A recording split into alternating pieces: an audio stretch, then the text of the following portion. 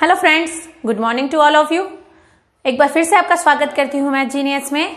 आज मैं आपके लिए लाई हूँ एक नया टॉपिक जो कि है चतुर्भुज। चतुर्भुज के बारे में आज हम पढ़ने वाले हैं। चतुर्भुज क्या होता है, उसके कौन कौन से बिंदु हैं और कौन कौन से उसके प्रकार हैं। चलिए शुरू करते हैं आज का वीडियो। चतुर्भुज किसे कहते हैं? तो चतुर्भुज होता है चार भुजाओं से बनी बंद आकृति। चार भुजाओं से बनी बंद आकृति को हम चतुर्भुज कहते हैं। जैसा कि इस चित्र में आपको एक चतुर्भुज दिख रहा है, यहाँ पर चतुर्भुज है ABCD। ये एक चतुर्भुज है जिसमें चार रेखाखंड दिए हुए हैं। तो चार रेखाखंडों से बनी बंद आकृति को चतुर्भुज कहते हैं, जिसमें रेखाखंड एक दूसरे को कहीं भी काटते नहीं हैं। अब देखिए चतुर्भुज में हमें क्या क्या चीजें पढ़नी है। तो चतुर्भुज में होते हैं शीर्ष यानी कि वर्टेक्स, फिर होते हैं विकर्ण, फिर होती है आसन्न भुजाएं, सम्मुख भुजाएं और आसन्न कोण। हमें ये पांच चीजें इसमें पढ़नी है। तो शीर्ष क्या होते हैं? देखिए यहाँ पर आपको दिख रहा है ABCD, ये चारों ही चतुर्भुज के शीर्ष कहलाएंगे। यानी कि जहां पर चतुर्भुज के रेखाखंड मिलते हैं वहां पर शीर्ष बनते हैं। तो यहाँ पर हमारे शीर्ष हो गए A, B, C और D। ये चारों हैं चतुर्भुज के शीर्ष। इसके बाद आती है विकर्णों की बारी। तो विकर्ण क्या होते हैं? चतुर्भुज में आमने सामने के शीर्षों को मिलाने वाली भुजाओं को विकर्ण कहते हैं। जैसे यहाँ पर A से C को मिलाएंगे और B से D को मिलाएंगे तो ये हमारा विकर्ण कहलाएगा। देखिए यहाँ पर विकर्ण हो जाएगा AC, यानी कि शीर्ष A और C को हमने जब मिलाया तो यहाँ पर विकर्ण की रचना हो गई। इस प्रकार एक और विकर्ण की रचना कर सकते हैं। हम यहाँ पर मिला देंगे BD या DB को। तो चतुर्भुज में कितने विकर्ण हो सकते हैं? दो विकर्ण हो सकते हैं। इसमें एक चीज और याद रखनी है कि जहां पर विकर्ण मिलते हैं ये है विकर्णों का प्रतिच्छेद बिंदु। तो विकर्णों के प्रतिच्छेद बिंदु पर यहाँ पर 90 डिग्री के कोण बनते हैं। जहां पर भी दो विकर्ण काटेंगे तो वो 90 डिग्री का कोण बनेगा। यानी कि यहाँ पर भी 90 डिग्री, यहाँ पर भी 90 डिग्री, यहाँ पर भी 90 डिग्री और यहाँ पर भी 90 डिग्री का कोण बनता है। आगे बात आती है आसन्न भुजाएं यानी एडजेसेंट साइड्स की। तो आसन्न भुजाएं क्या होंगी? जैसा कि हमने पहले आसन्न कोणों के बारे में पढ़ा था, वैसे ही आसन्न भुजाएं हैं यानी कि ऐसी भुजा जिस पर दो कोण बन रहे हो। यहाँ पर देखिए A भी आसन्न भुजा है क्योंकि यहाँ पर A से D भी मिल रही है और B से C मिल रही है। जो A यहाँ पर कोण बन रहा है DAB और यहाँ पर कोण बन रहा है ABC। तो इस प्रकार की भुजाओं को हम आसन्न भुजाएं कहते हैं। इसके बाद आ रही है बात सम्मुख भुजाएं यानी ऑपोजिट साइड। ऑपोजिट का मतलब सामने वाला। देखिए AD के सामने है BC, तो यहाँ पर ऑपोजिट साइड कौन सी हो गई? यहाँ पर हो गई AD के सामने हो गई BC और या देखिए AB के सामने हो जाएगी CD। ठीक है, तो ये हो गई ऑपोजिट साइड। इसके बाद बात आती है आसन्न कोणों की। आसन्न कोण जिनमें एक ही भुजा उभयनिष्ठ हो, ऐसे कोणों को आसन्न कोण कहते हैं। यहाँ पर कोण देखिए मैंने आपको पहले बताया आसन्न भुजाओं में आसन्न भुजाएं यानी इनका शीर्ष उभयनिष्ठ होगा। ये भुजा आसन्न भुजा कहलाएगी। इसमें A से AD और AB बन रही है तो ये भुजा आसन्न भुजाएं हैं। और कोण की बात करेंगे तो AD यानी कि DAB और ABC यहाँ पर आसन्न कोण होंगे। यानी आसन्न कोणों में एक चीज याद रखनी है, एक भुजा उभयनिष्ठ होनी चाहिए और आसन्न भुजाओं में शीर्ष उभयनिष्ठ होना चाहिए। तो ये तो बात आ गई चतुर्भुज की। चतुर्भुज के कौन कौन से यहाँ पर पार्ट्स होते हैं, चतुर्भुज के अंदर हमें क्या क्या चीजें ध्यान रखनी है। इसके बाद आगे हम पढ़ने वाले हैं चतुर्भुजों के प्रकारों के बारे में। चतुर्भुज के प्रकारों में हम पहला पढ़ने वाले हैं समलंब चतुर्भुज। देखिए समलंब चतुर्भुज क्या होता है, इस चित्र से आप समझिए ये एक तरह का समलंब चतुर्भुज है। तो समलंब चतुर्भुज क्या होता है? यदि किसी त्रिभुज में समान भुजाएं यानी कि सम्मुख भुजाओं का एक जोड़ा समांतर हो तो वह एक समलंब चतुर्भुज कहलाता है। सम्मुख भुजाएं यहाँ पर दिख रही हैं आपको AB और CD। तो यहाँ पर हो जाएगा AB पैरेलल है CD के, AB पैरेलल है CD के, तो समलम चतुर्भुज में विशेषता क्या होती है कि इसमें सम्मुख भुजाओं का एक जोड़ा समांतर होता है। यहाँ दो जोड़ों की बात नहीं की है, सिर्फ एक जोड़ा समांतर हो, तो इस प्रकार के चतुर्भुज को हम समलम चतुर्भुज कहते हैं। और चतुर्भुज में आपको ये बात पता ही होगी कि चतुर्भुज के चारों कोणों का योग कितना होता है, तो 360 डिग्री। चतुर्भुज के चारों कोणों का योग होता है 360 डिग्री। जैसा त्रिभुज में हमने पढ़ा था, त्रिभुज के 3 कोण होते हैं, उसका योग होता है 180 डिग्री।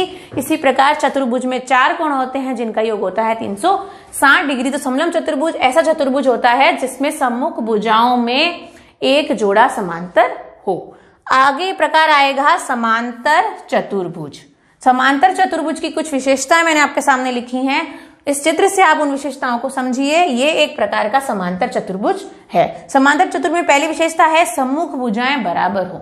यहाँ पर सम्मुख भुजाएं, जैसे AB के सम्मुख है CD और AD के सम्मुख है BC, तो सम्मुख भुजाएं बराबर हो तो वह एक समांतर चतुर्भुज होता है। यह पहला है। दूसरा, सम्मुख कोण बराबर हो, यानी कि आमने सामने। सम्मुख यानी इसके सामने ये है और इसके सामने ये है। कोण A के सामने कोण C और कोण B के सामने कोण D है, यानी सम्मुख कोण बराबर होंगे तो वह चतुर्भुज भी एक प्रकार का समांतर चतुर्भुज होगा।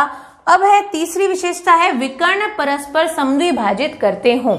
मतलब विकर्ण, आप देखिए यहाँ पर विकर्ण है AC और BD, यानी कि AC और BD यहाँ पर विकर्ण है, परस्पर समद्विभाजित, एक दूसरे को सम यानी समान, द्वि यानी दो और भाजित यानी बांटते हैं। दो समान भागों में बांटेंगे एक दूसरे को। यहाँ पर कटान बिंदु पर 90 डिग्री का कोण बनेगा, मैंने आपको पहले बताया है। टोटल 360 डिग्री के कोण बनेंगे। इसी प्रकार दोनों विकर्ण एक दूसरे को परस्पर समद्विभाजित करेंगे। इसके बाद विशेषता आती है सम्मुख भुजाओं का एक युग्म बराबर और समांतर हो। अब यहाँ पर बात आ रही है सम्मुख भुजाएं। सम्मुख भुजाएं AB और CD और BC और AD ये सम्मुख भुजाएं हैं, तो इनका युग्म यानी जोड़ा, कोई भी एक जोड़ा बराबर भी हो और समांतर भी हो तो वह चतुर्भुज एक प्रकार का समांतर चतुर्भुज कहलाएगा। तो किसी भी चतुर्भुज को समांतर चतुर्भुज होने के लिए इन 4 शर्तों की पालना करनी है। ऊपर वाले चित्र में आपको समलम चतुर्भुज दिख रहा है, जिसमें विशेषता क्या बताई गई है कि सम्मुख भुजाओं का एक युग्म यानी जोड़ा समांतर हो। इनका बराबर होना आवश्यक नहीं है, लेकिन समांतर चतुर्भुज में इन एक युग्म का बराबर और समांतर होना आवश्यक है। इसके अलावा यहाँ सम्मुख भुजाएं भी बराबर हो और सम्मुख कोण भी बराबर हो और विकर्ण एक दूसरे को समद्विभाजित करते हो। तो इस प्रकार हमने समलम चतुर्भुज और समांतर चतुर्भुज के बारे में पढ़ लिया। आगे हम इसके और प्रकारों को पढ़ते हैं। चतुर्भुज में अगला प्रकार है समचतुर्भुज। जैसा कि इस चित्र में आप देख रहे हैं समचतुर्भुज दिखाया गया है। इसकी विशेषताएं क्या होती हैं? समचतुर्भुज में सम्मुख भुजाओं के जोड़े समांतर होते हैं, यानी ये सम्मुख भुजाएं हैं AD और BC और यहाँ सम्मुख भुजाएं हैं AB और CD। तो इसमें सम्मुख भुजाओं के जोड़े, ये जोड़ा इसके समांतर होगा और ये है इसके समांतर होगा, तो ये इसकी विशेषता है समचतुर्भुज यानी रोम्बस की। इसके अलावा एक विशेषता है कि सम्मुख भुजाएं बराबर भी होती हैं, यानी कि यहाँ देखिए AB बराबर हो जाएगी CD के और CD बराबर हो जाएगी AD बराबर BC, यानी कि चारों भुजाएं बराबर भी होंगी और सम्मुख भुजाओं के जोड़े समांतर होंगे। तो इस प्रकार का चतुर्भुज समचतुर्भुज होता है। इसमें एक विशेषता यहाँ पर विकर्णों से संबंधित है, यानी कि विकर्ण परस्पर समकोण पर समद्विभाजित होते हैं। यानी अगर इनके प्रतिच्छेद बिंदु को मैंने O दे दिया तो यहाँ पर AOD यानी AOD ये कोण है, ये बन जाएगा 90 डिग्री।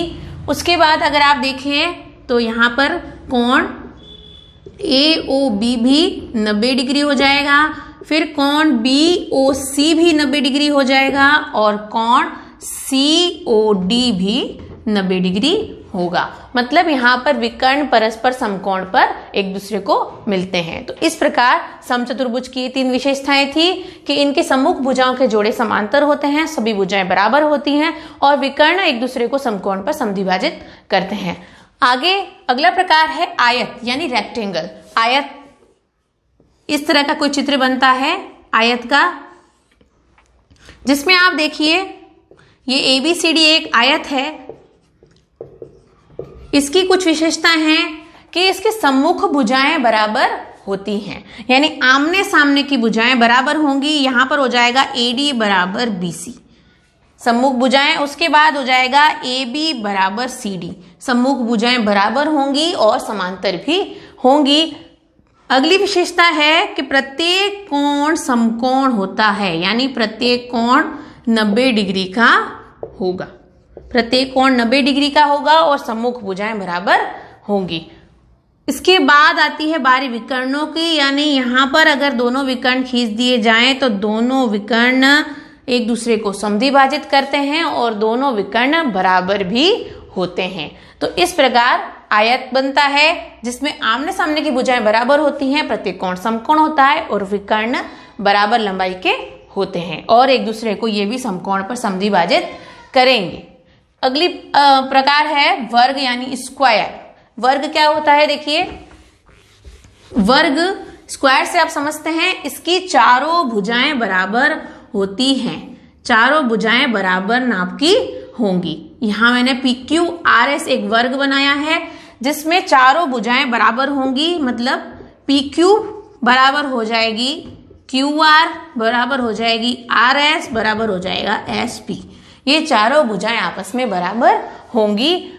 और विशेषता है कि प्रत्येक कोण इसका भी क्या होगा 90 डिग्री, यानी प्रत्येक कोण समकोण होना जरूरी है। चारों भुजाएं समान होंगी, प्रत्येक कोण भी समकोण होगा और विकर्ण बराबर लंबाई के होते हैं। विकर्ण यहां पर विकर्ण PR बराबर QS, विकर्ण PR किसके बराबर हो जाएगा QS को, और विकर्ण एक दूसरे को समकोण पर काटेंगे और विकर्णों की लंबाई भी बराबर होंगी और दोनों विकर्ण एक दूसरे को समद्विभाजित करते हैं। यानी कि अगर इस बिंदु को O नाम दे दी जाए तो यहाँ OP बराबर OR लिख सकते हैं और OS बराबर OQ लिख सकते हैं। इसे ध्यान से समझिएगा, ये लंबाई इसकी बराबर है और ये इसके बराबर है। तो आगे जो हम सवाल करेंगे उसमें हमको ये चीजें याद रखनी पड़ेंगी, तो हमारे सवाल और भी आसान हो जाएंगे। हमने चतुर्भुज के बारे में पढ़ लिया, चतुर्भुज के प्रकार हमने पढ़ लिए, समलंब चतुर्भुज, समांतर चतुर्भुज,